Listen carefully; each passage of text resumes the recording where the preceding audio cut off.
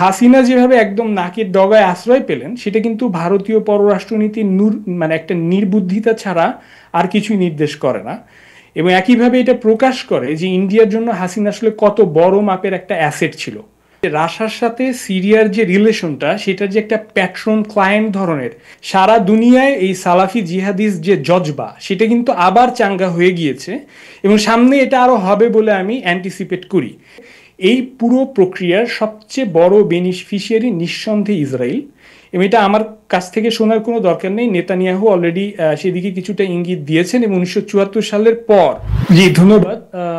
আমি তো political science পড়াই, তো জি। আমি আসলে আপনার সাথে এই বিষয়ে আলাপ করতে হবে, এই জন্য আজকে একটু জার্নাল হাতাচ্ছিলাম আর কি, মাথায় কিছুটা আবছা ভাবে ছিল। তা আমি হাতিয়ে দেখলাম যে ডেমোক্রেটাইজেশন জার্নালে একটা আর্টিকেল বের হয়েছিল, সেটাতে আসলে দেখা যাচ্ছে যে 1946 থেকে 2004 সালের মধ্যে যত ডিকটেটর পালিয়েছেন বা ডিকটেটর মানে ক্ষমতা ছাড়তে বাধ্য হয়েছেন, তাদের তাদের নানা রকম পরিণতি হয়েছে। কাউকে জেল দেওয়া হয়েছে, কাউকে মেরে ফেলা হয়েছে, অথবা কাউকে এক্সাইলে পাঠানো হয়েছে। তো এই যে সংখ্যাটা, মানে যাদেরকে মারা হয়েছে অথবা জেল দেওয়া হয়েছে অথবা এক্সাইলে গেছে, এদের সংখ্যাটাই হচ্ছে 47%। তো পলিটিক্যাল সায়েন্স লিটারেচারে দেখা যাচ্ছে যে এক্সাইলে যাওয়াটা হচ্ছে দ্বিতীয় সর্বোচ্চ ভাগ্য আর কি ডিকটেটরদের ক্ষেত্রে। দ্বিতীয় সর্বোচ্চ ভাগ্য। আচ্ছা, জি। আচ্ছা। তো নানা কারণে একটা দেশ আরেকটা দেশের ডিকটেটরকে জায়গা দিতে পারে। আচ্ছা। অনেক কারণ থাকতে পারে এর মধ্যে, যে কেন একটা দেশ আরেকটা দেশের ডিকটেটরকে সবকিছু শেষ হয়ে যাওয়ার পরও জায়গা দেবে। জি। তো জার্নাল অফ পলিটিক্স, যেটা পলিটিক্যাল সায়েন্সের একটা অন্যতম টপ জার্নাল, সেটাতে 2017 সালে একটা ইন্টারেস্টিং আর্টিকেল বেরিয়েছিল। আর্টিকেলটার নাম হচ্ছে dictators in exile explaining the destinations of ex rulers.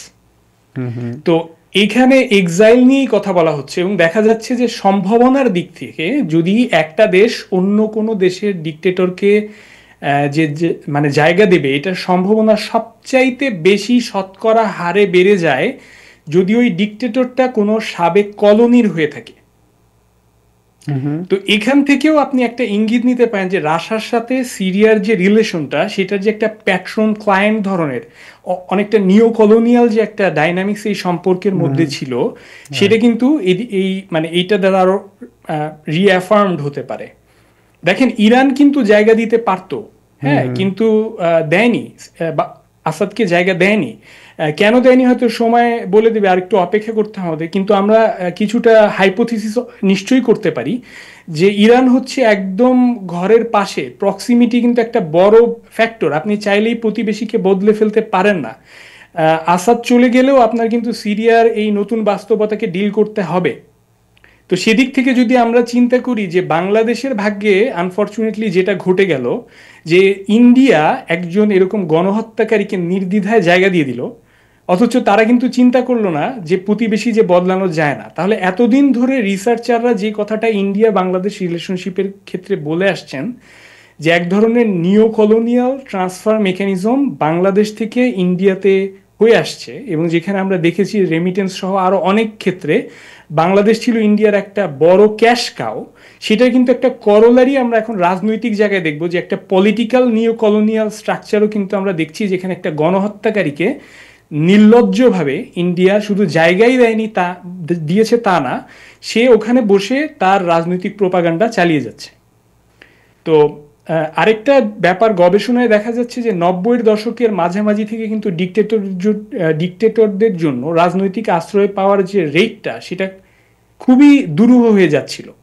সেখানে হাসিনা যেভাবে একদম নাকের ডগায় আশ্রয় পেলেন, সেটা কিন্তু ভারতীয় পররাষ্ট্রনীতির মানে একটা নির্বুদ্ধিতা ছাড়া আর কিছুই নির্দেশ করে না। এবং একইভাবে এটা প্রকাশ করে যে ইন্ডিয়ার জন্য হাসিনা আসলে কত বড় মাপের একটা অ্যাসেট ছিল।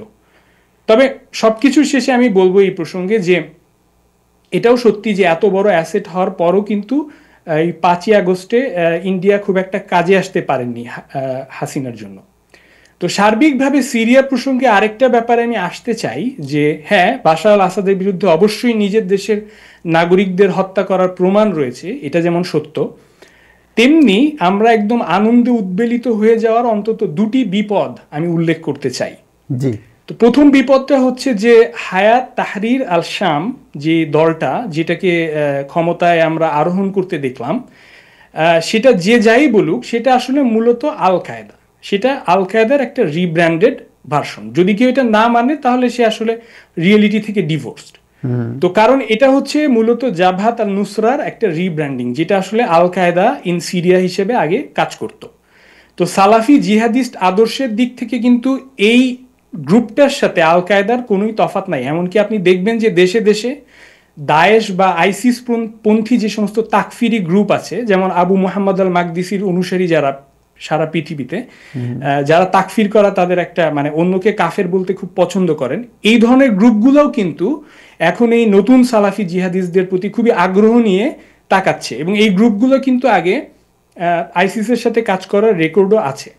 তো যেহেতু এখন আমেরিকার পররাষ্ট্রনীতির সাথে একরকমের ওভারল্যাপ ঘটছে এই গ্রুপটার, কাজেই পশ্চিমা মিডিয়াতে এদেরকে একরকমের কোট আনকোট ভালো আল কায়দা হিসেবে আদর করা হচ্ছে।